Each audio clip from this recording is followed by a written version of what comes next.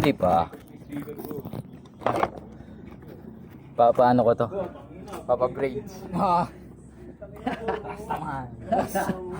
Damn. Hindi, papabahin ko na. Bakit pag naano na ako? Bawas lang. Napahaba ulit ako ng buhok. Ha? Napahaba ulit ako ng buhok. Pahaba na rin. Siguro, ayun, para sa akin bro, yung pinaka-type ko na yung slick back. Oh, ganyan ba? Tapos may dip a little bit, messy, may ganun-ganun. Oo, ay na yun ang karanasan.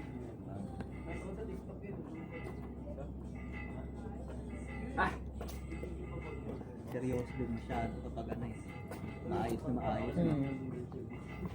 Ano mo bro, ano yung is attending wedding? Gusto kong matend ng wedding. Wala rin na.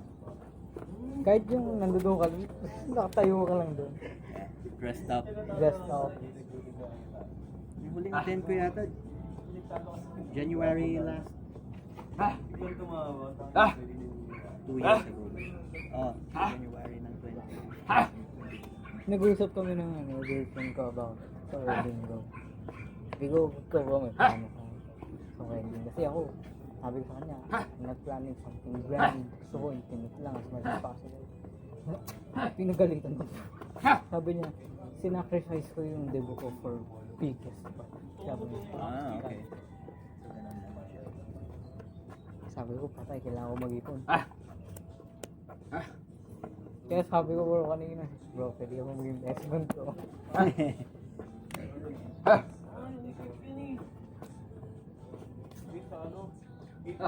Magugulat sila bro. May ganitong restaurant talaga. Kaya kaibigan ako.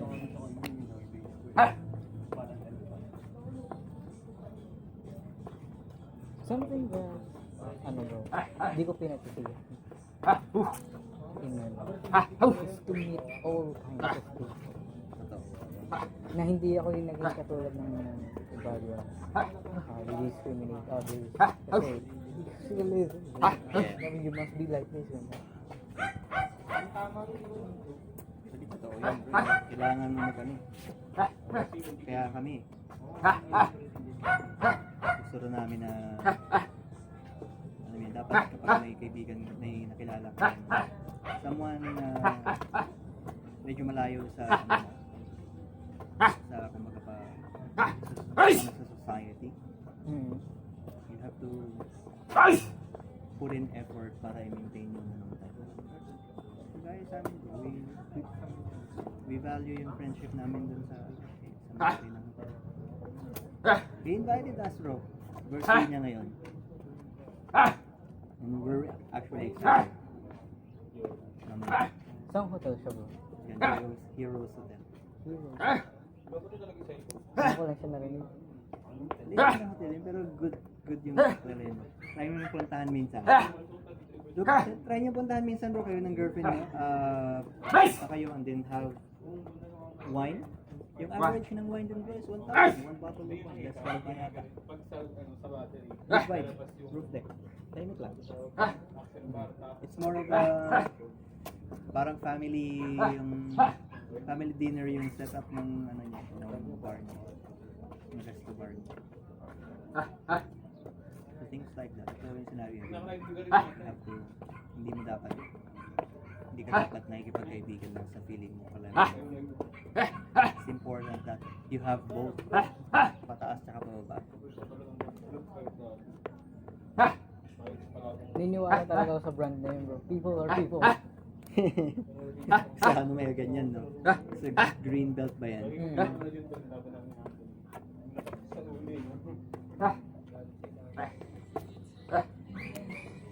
Pinaka-solid kong playlist dito bro. Parang walang araw na hindi ko binivisit to para mag-play ng isa para i-play. Piano Coffee ang pangalan ng playlist. Piano ko.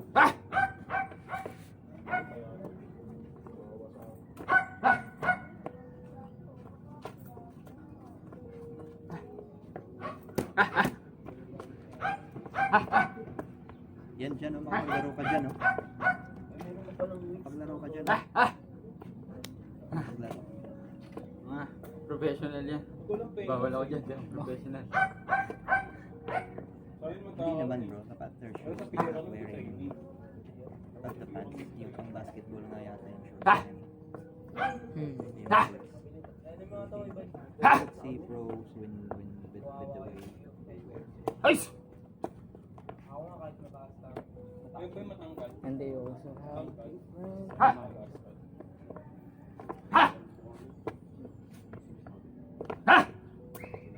Kaya important talaga no bro, reading body language before you do something.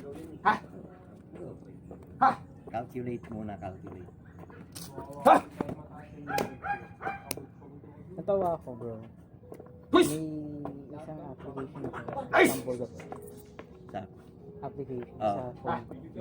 Isang ad siya. The name of the application, the TikTok. Sabi ko, like ko nga, something challenge ko lang bro. Yung game bro is you have to build your own character. Tapos, you have to be good at lines. Per line ng labanan. Okay. Sabi ko, ano? Na-clear ko yung game bro by 2 days. Sabi ko, Nandun ka na eh. Alam mo na yun eh. oo, sabi ko. Ikaw na yun eh. Hindi na bago sa'yo yun eh.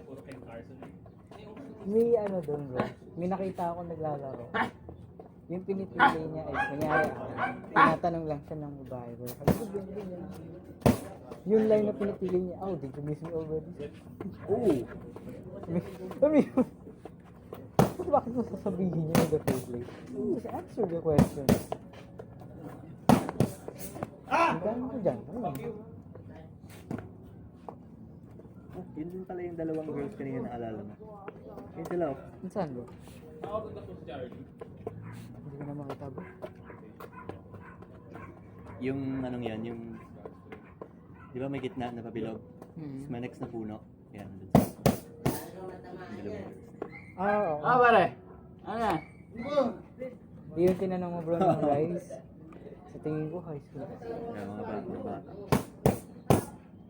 Natawa ako bro, tinanong ko nila eh. Gusto mo na po ba ng rice?